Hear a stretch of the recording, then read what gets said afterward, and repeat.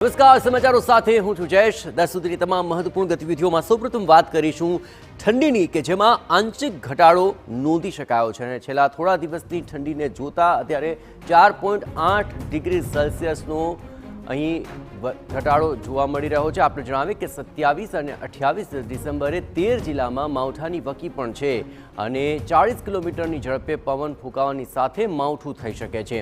બંગાળની ખાડી તરફથી આવતા ભેજવાળા પવનોની અસર સતત વર્તાઈ રહી છે। તો હાલ ઠંડીને લઈને આ મહત્વપૂર્ણ અપડેટ આવી રહી છે। બંગાળની ખાડી તરફથી જે ભેજવાળા પવનો આવશે તેને કારણે આગામી દિવસોની અંદર રાજ્યની અંદર જે ઠંડી છે તેમાં ઘટાડો નોંધાશે અને માવઠું પણ વરસી શકે છે।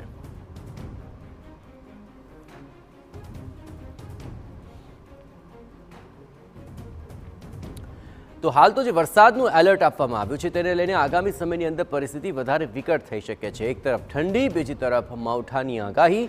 બંગાળ તરફથી જે ભેજવાળા પવનો આવવાના છે તેને કારણે આ અસર વર્તાશે। તો કયા કયા વિસ્તારો છે અને તેની અંદર શું પરિસ્થિતિ સર્જાશે તે પણ આપણે બતાવવાનો પ્રયત્ન કરીએ। ભેજવાળા પવનો બંગાળની ખાડી તરફથી આવશે ત્યારે ગુજરાતના કયા કયા ભાગો ઉપર તેની અસર વર્તાશે તે બતાવવાનો આપણે પ્રયત્ન કરીશું કે જ્યાં સૌપ્રથમ આપ એ પણ જુઓ કે કયા કયા ગુજરાતના વિસ્તારો છે કે જ્યાં આ અસર વર્તાશે। તો 26 ડિસેમ્બરની સૌપ્રથમ વાત કરી લઉં। કચ્છ, બનાસકાંઠા અને સાબરકાંઠા, અહીં આ વિસ્તારો આપ જોઈ રહ્યા છો। આ તમામ વિસ્તારોની અંદર અહીં વરસાદનું યલો એલર્ટ આપવામાં આવ્યું છે જેમાં કચ્છ, બનાસકાંઠા, સાબરકાંઠાનો વિસ્તાર આવી જાય છે। ત્યારબાદ 26 ડિસેમ્બરે અન્ય જે વિસ્તારોની વાત કરીએ તો અરવલ્લી, મહીસાગર અને પંચમહાલ, આ જે વિસ્તારો છે ત્યાં પણ વરસાદનું યલો એલર્ટ જાહેર કરવામાં આવ્યું છે અને આ તમામ વિસ્તારો છે તેની સાથોસાથ આગળ જો વધીએ તો દાહોદ, છોટાઉદેપુર અને નર્મદા, આ જે બોર્ડર એરિયા છે ત્યાં પણ વરસાદનું યલો એલર્ટ આપવામાં આવ્યું છે। અને દક્ષિણ ગુજરાત તરફ વાત કરીએ તો તાપી, ડાંગ અને નવસારી, આ તમામ વિસ્તારોની અંદર પણ યલો એલર્ટ આપવામાં આવ્યું છે। એ સિવાય વલસાડ, દમણ અને દાદરાનગર હવેલી, આ વિસ્તારોની અંદર પણ 26મી ડિસેમ્બરે વરસાદનું યલો એલર્ટ છે।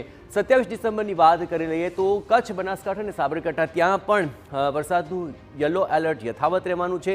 27 ડિસેમ્બરે આ વિસ્તારોની અંદર પણ વરસાદની આગાહી છે। એ જ રીતે અરવલ્લી, મહીસાગર અને પંચમહાલ, આ વિસ્તારોની અંદર પણ મધ્ય ગુજરાતની અંદર વરસાદનું યલો એલર્ટ રહેશે।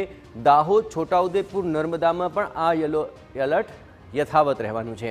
27 ડિસેમ્બરે અહીં દક્ષિણ ગુજરાતની અંદર તાપી, ડાંગ, નવસારી, આ તમામ વિસ્તારોની અંદર પણ વરસાદનું યલો એલર્ટ યથાવત રહેવાનું છે।